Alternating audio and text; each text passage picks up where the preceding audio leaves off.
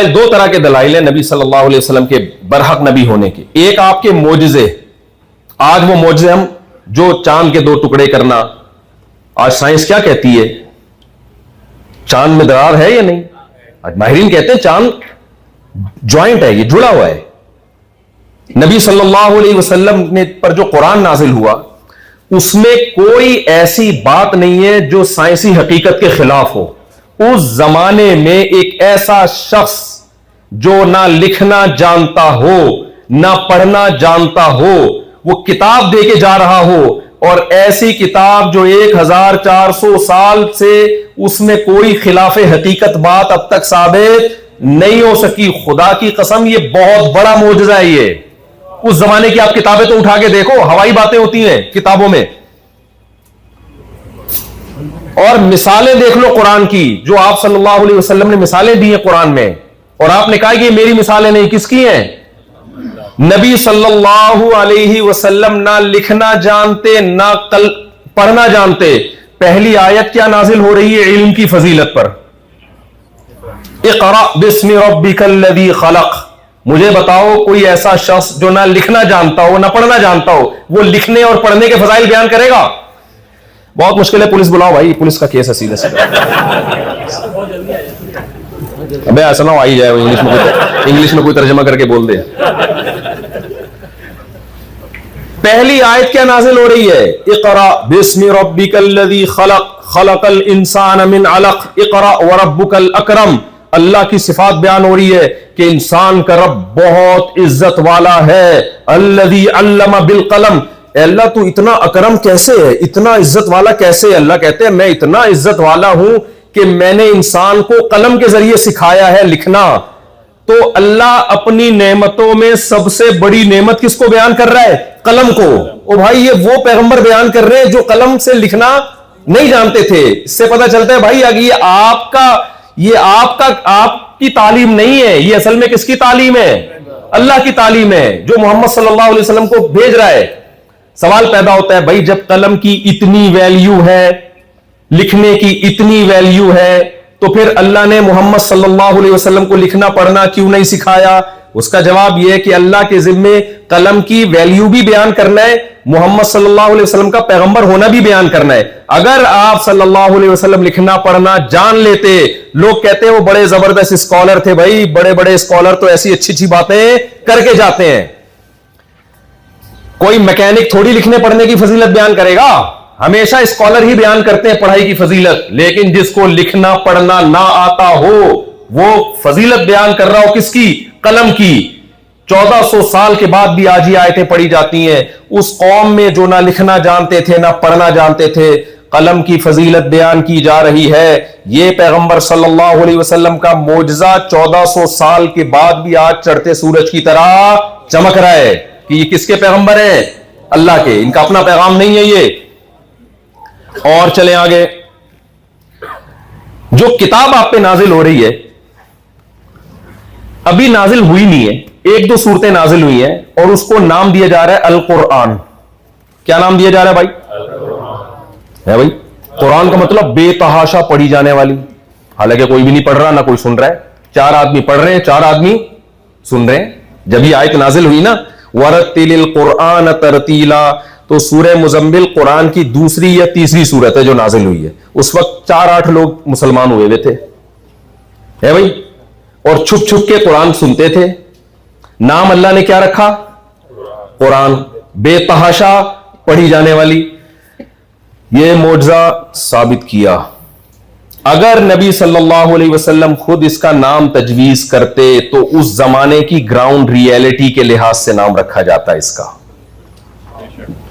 دیکھو بچہ پیدا ہوتا ہے، ہم اس کا نام بہادر خان رکھ دیتے ہیں اس امید پر شاید بہادر بن جائے. کیا اس نام پہ وہ بہادر بن جائے گا؟ ہے بھائی.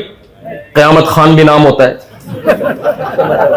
آدمی اس کو دیکھ کے کہتے ہیں اس میں قیامت والا، قیامت کے علاوہ سب کچھ ہے اس میں، اس سے تو بیوی نہیں ڈرتی.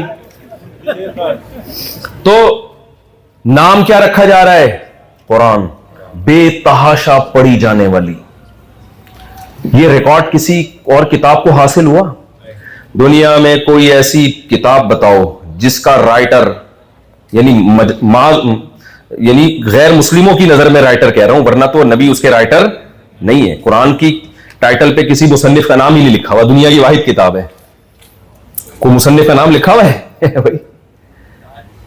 ایسی خاندانی کتاب دے کر گئے ہیں، ایک ایسے پیغمبر جو نہ لکھنا جانتے نہ پڑھنا جانتے، اس کو مقبولیت ایسی خاندانی ملی جو کسی کی کتاب کو مقبولیت نہیں ملی.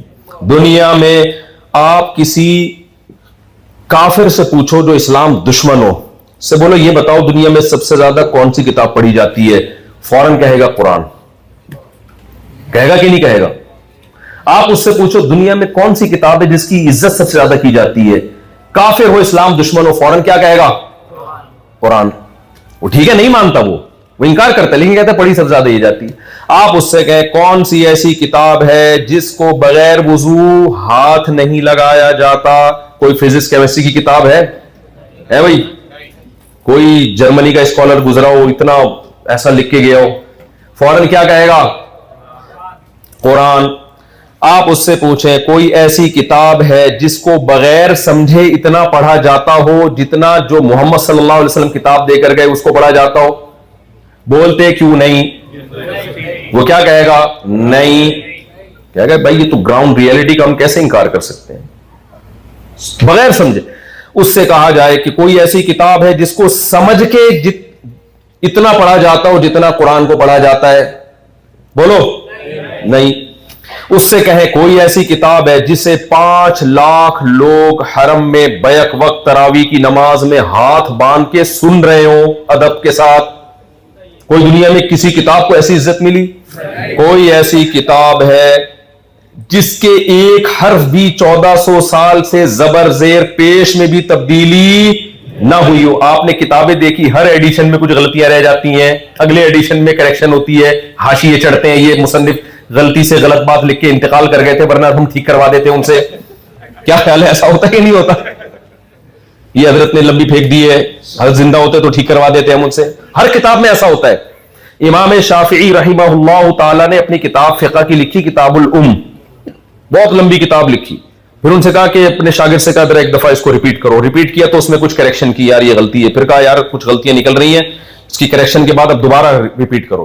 شاگرد نے دوبارہ پڑھ کے سنائی، بڑی لمبی کتاب تھی، وہ ابھی بھی ہے، چھپتی ہے. تو انہوں نے کہا یہ پھر کچھ غلطیاں نکل آئیں، چلو بھائی دوبارہ اس کی کریکشن کرو. 3-4 دفعہ کے بعد انہوں نے کہا ایسا لگتا ہے اللہ اپنی کتاب کے علاوہ کسی اور کتاب کو 100% درست رکھنا چاہتا ہی نہیں ہے. چلا دو بھائی، ایسے ہی انسان ہے، کچھ نہ کچھ غلطیاں بولتے کیوں نہیں رہ جائیں گی. یہ واحد کتاب ہے بھائی، 1004. اس پہ میں آپ کو مسلسل بیان کرنا چاہوں، 1 گھنٹہ اس پہ لگ جائے کہ قرآن میں کتابت میں کتنی اہتمام کیا گیا ہے. خیر، سورہ توبہ سے پہلے جو بسم اللہ نہیں ہے نا، کیوں نہیں ہے؟ لوگ کہتے ہیں اس میں جنگ ہے، جہاد ہے. نا، اصل وجہ یہ نہیں ہے. اصل وجہ یہ ہے سورہ انفال نازل ہوئی، سورہ توبہ نازل ہوئی. نبی نے کاتب وحی سے کہا کہ سورہ توبہ کو سورہ انفال کے بعد لکھو. صحابی کہتے ہیں میں کنفیوز تھا کہ یہ نئی سورت ہے، یہ سورہ انفال کا حصہ ہے، اس لیے میں نے بیچ میں بسم اللہ نہیں لکھی. سمجھ آ رہی ہے بات؟ کاتب وحی کہتے ہیں میں نے بیچ میں بسم اللہ اس لیے نہیں لکھی کہ میں کنفیوز تھا کہ یہ سورہ انفال ہی ہے یا الگ نئی سورت ہے. یہ کنفیوژن جب دور ہو جائے گی تو بسم اللہ ڈال دیں گے. نبی دنیا سے چلے گئے، صحابی کنفیوز رہے، انہوں نے بسم اللہ نہیں لکھی. بعد میں سب کو ثابت ہو گیا یہ نئی سورت ہے، مجال ہے کوئی بسم اللہ بیچ میں ڈال دے. بھائی نبی کے دور میں جس طرح لکھا گیا اب وہ چینج کوئی ہے ایسی کتاب؟ لوگ کتاب میں لکھ دیتے ہیں نا غلطی سے حضرت یہ رہ گئی تھی تو میں نے ڈال دی ہے. وہ ایک آدمی نا، اب کیا کریں، چٹکلے آ رہے ہوتے ہیں، لوگ سن کے بور ہو گئے ہوتے ہیں، لیکن مجھے آ رہا ہوتا ہے چٹکلا تو میں تو پارسل کرتا ہوں. بھائی ہمارے یہاں پارسل کا خاص انتظام ہے. وہ ایک آدمی نے کسی سے قرآن، پہلے زمانے میں لوگ لکھواتے تھے نا قلم سے، کسی کے پاس لے گیا، یار تو یہ قرآن لکھ دے لیکن تیری عادت ہے اپنی طرف سے تبدیلیاں کرنے کی، تو یہ اللہ کی کتاب ہے، اللہ کے بندے، اس میں کوئی دائیں بائیں کوئی اپنی طرف سے کوئی چیز نہ شائع کر دینا، اس میں جو ہے جیسا ہے ویسے. اس نے کہا بے فکر رہو. قرآن لکھ کے لے آیا اور کہا یہ آپ کی خدمت میں. تو اس نے کہا کہ کوئی تبدیلی تو نہیں کی؟ کہہ رہا یار بس 2-3 چھوٹی موٹی ہلکی پھلکی سی. کیا بھائی ہلکا پھلکا؟ کہہ رہا یار اصل میں اس میں اتنی، تو نے کہا تھا اللہ کا کلام ہے، تو اس میں عجیب عجیب فضول قسم کے لوگوں کے نام آ رہے تھے، شیطان، حامان، فرعون، قارون، برے برے لوگ، جہنمی. تو میں نے کہا اتنی مبارک کتاب میں یہ بالکل مناسب نہیں ہے. تو وہاں فرعون کی جگہ تیرے ابا کا نام ڈال دیا میں نے, شیطان کی جگہ تیرے ماموں ڈال دیے میں نے, اور ابلیس جہاں آیا تھا تو وہاں تیرے چاچو ڈال دیا. سمجھ کتابوں میں ہوتی ہے نا اس طرح کی چیزیں, نیا ایڈیشن آتا ہے, پرانا چینج ہو گیا. تو خیر بھائی, بسم اللہ جہاں نہیں لکھی تو وہاں بسم اللہ ہے. تو یہ مسٹیک صحابی کی, اللہ نے اس مسٹیک کو باقی رکھا, پتا چل جائے کہ یہ مسٹیک کی نہیں ہے, اللہ کی طرف سے کروائی گئی ہے, یہ ثابت کرنے کے لیے کہ یہ کلام انسانوں کی جو ایڈیشن ہے, انسانوں کی طرف سے ایڈیٹنگ ہے, سوری انسانوں کی طرف سے ایڈیٹنگ سے یہ پاک کلام ہے. یہ کس کے ذمہ تھا یہ ثابت کرنا؟ اللہ کے ذمہ. تو ایسا کلام, مثالیں دیکھو اس قرآن کی جو محمد صلی اللہ علیہ وسلم کلام لے کر, اس کی تعلیمات دیکھو آپ, کیسی پاکیزہ تعلیمات, جن باتوں کا یہ حکم دیتا ہے. جب ماں باپ کے حقوق قرآن بیان کرتا ہے, خدا کی قسم ساری دنیا کے سارے موٹیویشنل اسپیکرز کو آپ سن لو, قرآن جب باپ اور ماں کی بات کرتا ہے چیخیں نکل جاتی ہیں انسان کی. وَقَضَىٰ رَبُّكَ أَلَّا تَعْبُدُوا إِلَّا إِيَّاهُ, اور یہ وہ بیان کر رہے ہیں جنہوں نے نہ اپنی ماں کو دیکھا, 6 سال کی عمر میں ماں سے محروم, ماں اور باپ کی محبت دیکھی ہو تو انسان کو پتا ہوتا ہے. اللہ نے پیدائش سے پہلے باپ کا سایہ سر سے اٹھا لیا, اس میں بھی اشارہ تھا کہ لوگ کہیں گے باپ نے سکھایا ہے. یتیم پیدا کیا اللہ نے. بھائی یہ براہ راست کس سے سیکھ رہے ہیں؟ اللہ سے سیکھ رہے ہیں. ماں کے حقوق بیان کیے, باپ کے حقوق, اللہ تعبدوا الا ایاہ وبالوالدین احسانا اما یبلغن عندک الکبر احدہما فلا تقل لہما اف ولا تنہرہما وقل لہما قولا کریما.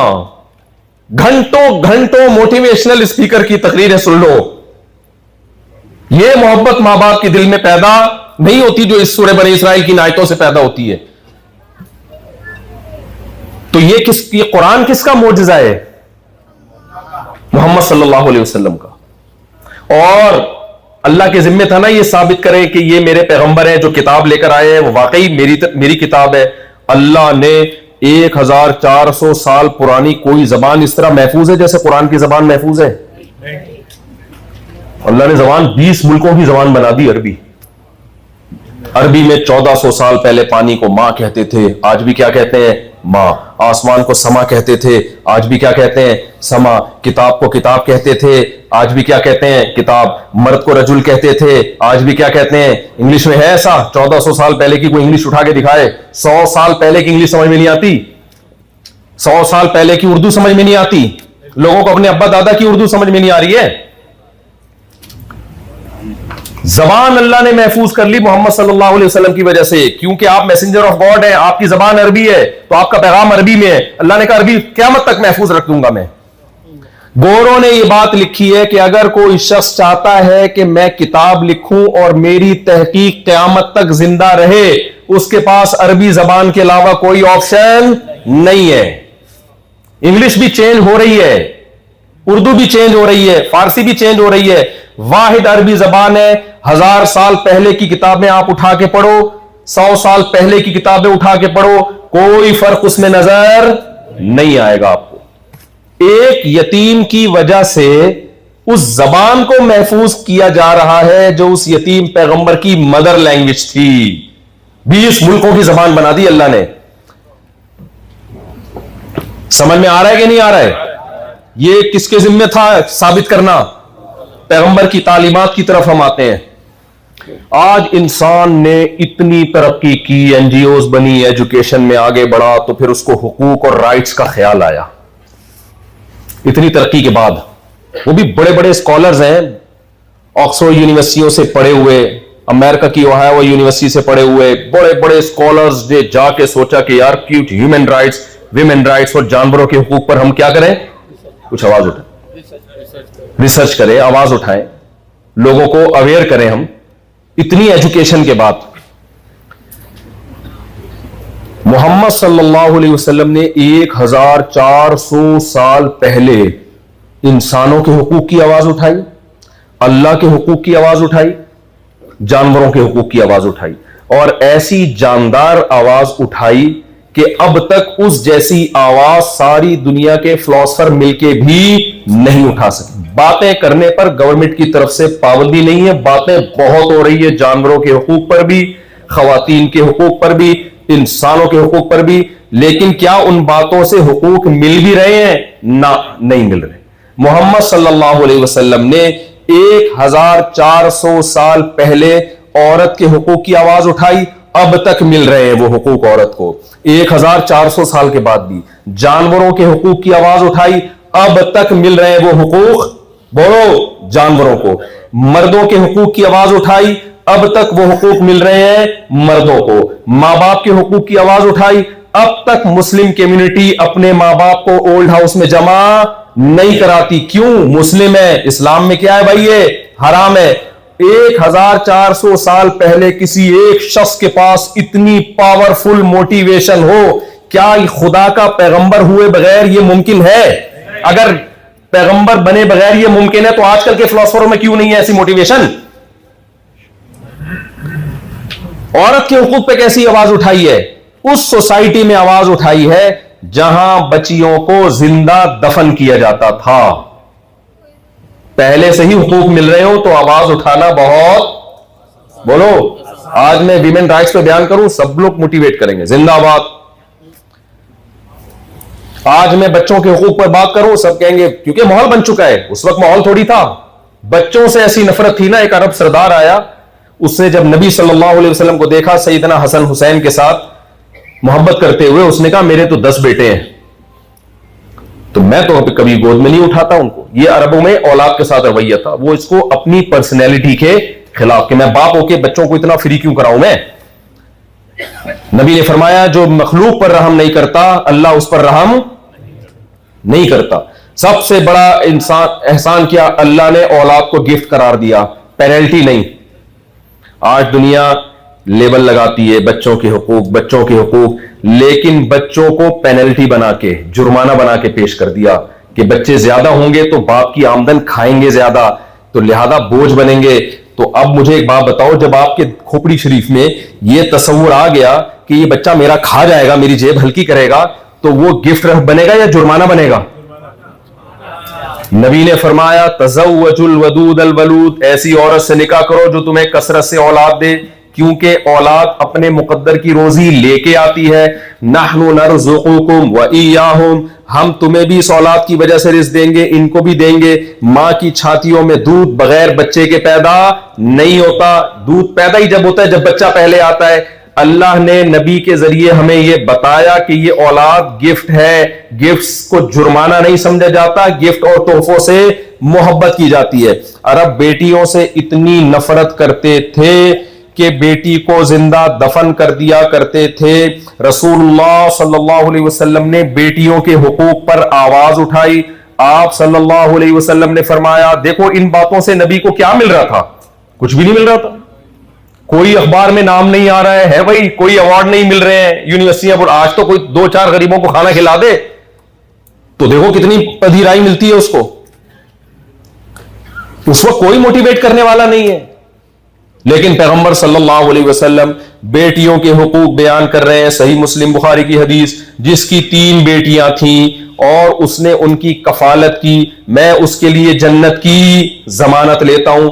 بعض لوگ باتیں بڑی اچھی کرتے ہیں, خود عمل ان کا زیرو ہوتا ہے. لیکن صحیح مسلم کی حدیث, نبی کا عمل کیا تھا بیٹیوں کے بارے میں, وہ بھی ہمارے سامنے آتا ہے. ایک عجیب کام سید الانبیاء صلی اللہ علیہ وسلم نے کیا. صحابہ کہتے ہیں ہم انتظار میں بیٹھے تھے, نبی صلی اللہ علیہ وسلم آئیں گے, نماز پڑھائیں گے. نماز میں ہاتھ ہلانا منع ہے, غیر ضروری حرکت کرنا نماز میں منع ہے. نبی نے صحابہ کی یہ تربیت کی تھی, بھائی نماز صرف کس کا تعلق کا نام ہے؟ اللہ اور بندے کا, اس کے علاوہ کوئی تیسرا اس میں مخل نہیں ہونا چاہیے. اسی وجہ سے ہمیشہ جب آپ نے نماز پڑھی ہے تو آپ صلی اللہ علیہ وسلم قبلہ رخ کھڑے ہوئے, اللہ اکبر کہا, ہاتھ باندھے, سورہ فاتحہ پڑھی, رکوع سجدہ. بچوں کو اس بارے میں دخل اندازی کا آپ نے موقع نہیں دیا. ہاں ایک دفعہ ایسا ہوا کہ آپ سجدے میں گئے تو خود بخود سیدنا حسن حسین آپ کی پشت شریف پہ آ کے بیٹھ گئے. وہ بچوں کا اپنا عمل تھا, سمجھتے ہیں کہ نہیں سمجھتے؟ لیکن اس دفعہ کیا ہو رہا ہے؟ صحابی کہتے ہیں ہم نماز کے انتظار میں ہیں کہ نبی صلی اللہ علیہ وسلم آئیں گے. آپ صلی اللہ علیہ وسلم اپنی نواسی کو گود میں اٹھا کے لا رہے ہیں. کوئی بات نہیں، نارمل ہے، لوگ بچوں کو گود میں اٹھا کے لے آتے ہیں، سائڈ پہ رکھ کے نماز پڑھ لیتے ہیں. کیا خیال ہے بھائی؟ صحابہ یہ سمجھے کہ نارمل ہے بھائی، بچی ہے. اول تو عرب اپنی بیٹی کو اتنی عزت نہیں دیتے تھے، بیٹی کی بیٹی کو کہاں سے دیں گے؟ نماز میں گود میں اٹھا کے نہیں، کہاں؟ کندھے پہ اٹھا کے. یہ کوئی این جی او نہیں ہے، سمجھ رہے ہو؟ کوئی یونیورسٹیوں سے فراغت نہیں ہے. اس زمانے میں بیٹی کو زبان سے بھی عزت اور عمل سے بھی. کندھے پہ اٹھا کے لائے. کوئی بات نہیں، چلو بھائی، ہوتا سکتا ہے اس دفعہ زیادہ عزت دے دی ہو. صحابی کہتے ہیں جب آپ نے نیت باندھی ہے تو بچی کندھے پہ ہی تھی آپ کے. بڑی عجیب بات ہے. شارحین حدیث پریشان ہے، بھائی یہ نبی نے کیوں کیا ہے؟ بھائی محدثین کا بڑا اختلاف ہوا ہے. بھائی یہ کیا، اس کی کیا یہ سنت ہے؟ یہ کیا ہے بچی کو کندھے پہ؟ نماز میں تو قرآن کہتا ہے قوموا للہ قانتین، خشوع و خضوع کے ساتھ اللہ کے سامنے کھڑے ہو جاؤ. بچی جب کندھے پہ ہوگی خشوع و خضوع ہو سکتا ہے؟ اس سے عجیب بات یہ، صحابی کہتے ہیں جب نبی رکوع میں گئے تو آپ نے بچی کو کندھے سے اٹھا کے نیچے رکھا. ظاہر ہے گر جاتی وہ. اگلی رکعت کے لیے جب کھڑے ہوئے ہیں نا تو دوبارہ کندھے پہ بٹھا لیا. چاروں رکعتیں اسی طریقے سے پڑھی ہیں. علامہ نووی رحمہ اللہ تعالی جو صحیح مسلم کے شارح ہیں، اللہ ان کی قبر نور سے بھر دے، وہ اس پوائنٹ تک پہنچے ہیں کہ اس میں کیا حکمت تھی. بعض نے کہا اس میں یہ حکمت تھی کہ بچے کے کپڑے پاک سمجھے جائیں گے تاکہ یہ پتہ چلے بچہ جب تک ناپاکی کی دلیل نہ ہو پاک ہی سمجھے. ٹھیک ہے بھائی، ہوگی. اصل پوائنٹ کس نے ہائی لائٹ کیا؟ علامہ نووی رحمہ اللہ نے. فرمایا اصل میں عربوں کے دل میں بیٹیوں سے نفرت تھی. اس نفرت کو عملی طور پر ختم کرنے کے لیے نبی صلی اللہ علیہ وسلم نے یہ عمل کیا کہ اتنا پروٹوکول کہ نماز میں کندھے پہ بٹھا کے امامت کی جا رہی ہے، مقتدی بھی نہیں، امامت کی جا رہی ہے. آج تک عربوں میں بیٹیوں پہ زیادہ خوش ہوتے ہیں، بیٹوں پہ کم خوش ہوتے ہیں ولادت پہ. اب کا مجھے نہیں پتا، اب تک چند سال پہلے تک کی یہ رپورٹ تھی. بیٹی کی پیدائش پہ زیادہ خوش ہوتے ہیں عربی لوگ. اور بھائی جان ایسی پاورفل موٹیویشن یہ سچے پیغمبر میں ہی ہو سکتی ہے. آج ڈاکٹر میں بیان کو سمیٹ کے ختم کر رہا ہوں، بولنے کے لیے بہت کچھ ہے. ایک ایک تعلیم نبی کی اٹھا کے دیکھو نا. کہتے ہیں علوم نبوت دلیل نبوت ہے. علوم نبوت کیا ہے؟ وہی دلیل نبوت ہے. ایسی تعلیمات کسی ایسے شخص کی نہیں ہو سکتی جو اللہ پہ معاذ اللہ جھوٹ باندھے، معاذ اللہ نقل کفر. تو نبی صلی اللہ علیہ وسلم کی جو تعلیمات تھیں ان کو اللہ نے، بیٹیوں کی بات میں کر رہا تھا نا کہ بیٹیوں کے حقوق نبی صلی اللہ علیہ وسلم نے بیان کی. ایک اور بات دماغ میں آئی، مارکیٹ سے شارٹ ہو گئی.